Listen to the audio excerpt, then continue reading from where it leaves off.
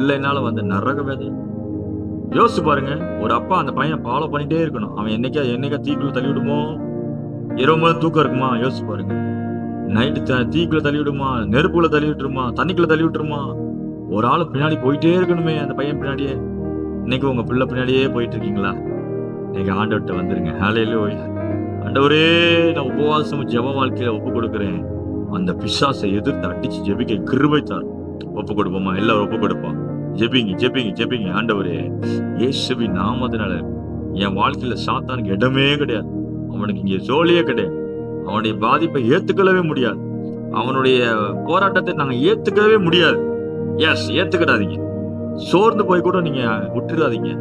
சோர்ந்து போகாம எப்போதும் ஜெபம் பண்ணிக்கொண்டே இருங்க. நிச்சயமா சோர்ந்து போகாதீங்க. சோர்ந்து போயிருக்கலாம்.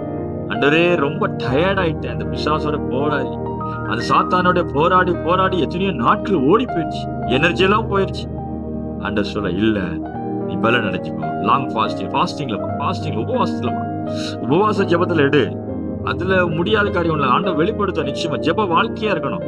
சும்மா 10 நிமிஷம் ஜெபம் பண்ணிட்டு ஒன்னும் நடக்கலன்னு சொல்லக்கூடாது. உபவாசம் இருந்து நல்லா 1/2 மணி நேரம், 1 மணி நேரம், 2.5 மணி நேரம் சுடுதண்ணியை காய வைக்கிற மாதிரி தான். உடனே கொதிக்க வைக்குமா? ஆகாது. மெல்ல ஏறும், சூடு ஏறும். நல்லா கொஞ்ச நேரம் அப்படியே அந்நிய பாஷை பேசணும். 20 நிமிஷம் பேசணும், 30 நிமிஷம் பேசணும், 1/2 மணி நேரம் பேசணும், 1 மணி நேரம் அப்போதான் மெல்ல அப்படி சூழ்நிலைக்குள்ள வந்து பேசி நல்லா ஆராதனை பண்ணி ஆண்டவர் பிரசன்னத்தை அந்த ரூமுக்குள்ள ஏறிட்டான்னு வந்தோடனே அப்பா அடிக்கணும். ஹல்லேலூயா சொல்லுவோம். ஹல்லேலூயா. நீங்க சொல்லி தரேன், சத்துரு எப்படி அடிக்கிறதுன்னு சொல்றேன். ஹல்லேலூயா. ஏன் இயேசு கிறிஸ்து டக்குன்னு சொன்னாரு? ஏன்? அவர் பிரசன்னத்துல இருந்தாரு. அவர் வந்து மேனிஃபெஸ்டேஷன் ஃபுல் ஆஃப் க்ளோரியில வந்துட்டாரு. அவர் தேவகுமாரனுங்க. அவரை வந்து ஈஸியா அவர் துரத்திட்டான்றத ஃபார்மேட் பண்றோம். தப்பு. அவர் ஒரு நிலம்ல இருக்கிறாரு. ஏற்கனவே ஒரு தளத்துல நிக்கிறாரு.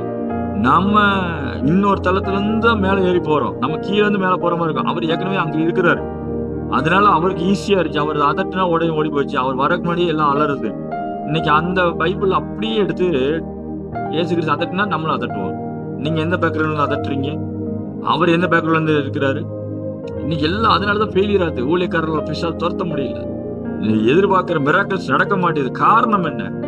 நம்ம அப்படியே பைபிள் போட்டிருக்கே அப்படின்னு நினைக்கிறோம். பைபிள் போட்டிருக்குது. அங்க என்ன நிலைமையில இருக்கிறார்? அவர் ஒரு ஃபுல்லா மகிமையில இருக்கிறார். அவருடைய சரீரத்துல வல்லம் இருந்தது.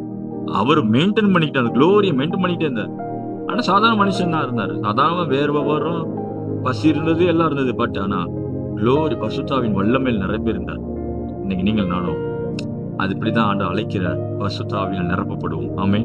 அதுக்கு ஒப்பு கொடுப்போம். வாழ்க்கையை ஜெபிப்போம். நல்லா உபவாசம் பண்ணி ஜெபிப்போம். அந்தகார சக்தியில கடிந்து கொள்வோம். உங்க வீட்டுக்கு விரோதமா, உங்க குடும்பத்துக்கு விரோதமா